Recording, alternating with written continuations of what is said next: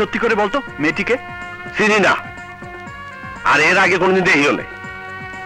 ও শুধু তোর চিকিৎসা লেগে টাকাই দেয় নাই, নিজের রক্ত দিয়া তোর জীবন বাঁচাইছে।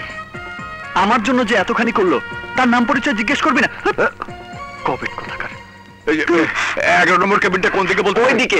ওইদিকে চল। আসিফ, যে করেই হোক আমি ওই মেয়েটির ঠিকানা চাই।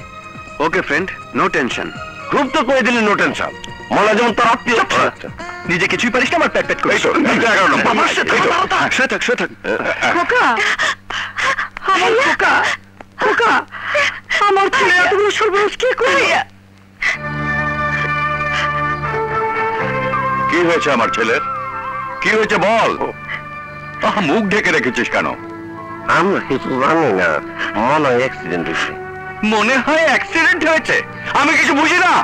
লেখাপড়া বাদ দিয়ে রাত দুপুর পর্যন্ত একসঙ্গে আড্ডা মারিস। আমার ছেলেকে ছাড়া তোরা এক মুহূর্ত থাকতে পারিস না। আর তোরা জানিস না আমার ছেলের কি হয়েছে? মিথ্যে বলিস না। মিথ্যে বলে বলে তো নিজেদের জীবনটা নিজেরাই নষ্ট করেছিস। আমার ছেলের তো নতুন করে নষ্ট হবার কিছু নেই, আমি বুঝে গেছি। ও আর ভালো হবে না। তোরা অন্তত ভালো হ, মারামারি আড্ডাবাজি ছেড়ে মন দিয়ে লেখাপড়া কর, মানুষ হ। শুনুন, এই ওষুধগুলো লাগবে। আচ্ছা আচ্ছা, আসসালামু আলাইকুম। হৃদয়, তোর বাবা চলে গেছে।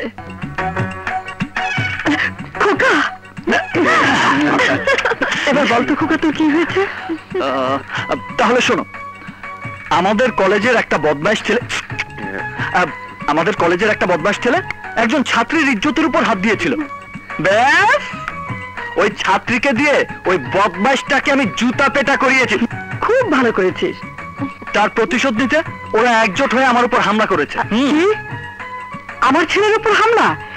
এরপর ওই বদমাশগুলো দেখা পেলে মেরে হাড়গোড় ভেঙে দিবি। ঠিক আছে, মায়ের আদেশ বলে কথা। তুমি কোনো চিন্তা করো না মা, ওদের আমি এমন মার মারবো যে আয়নায় নিজেদের চেহারা দেখে নিজেরাই চিনতে পারবে না।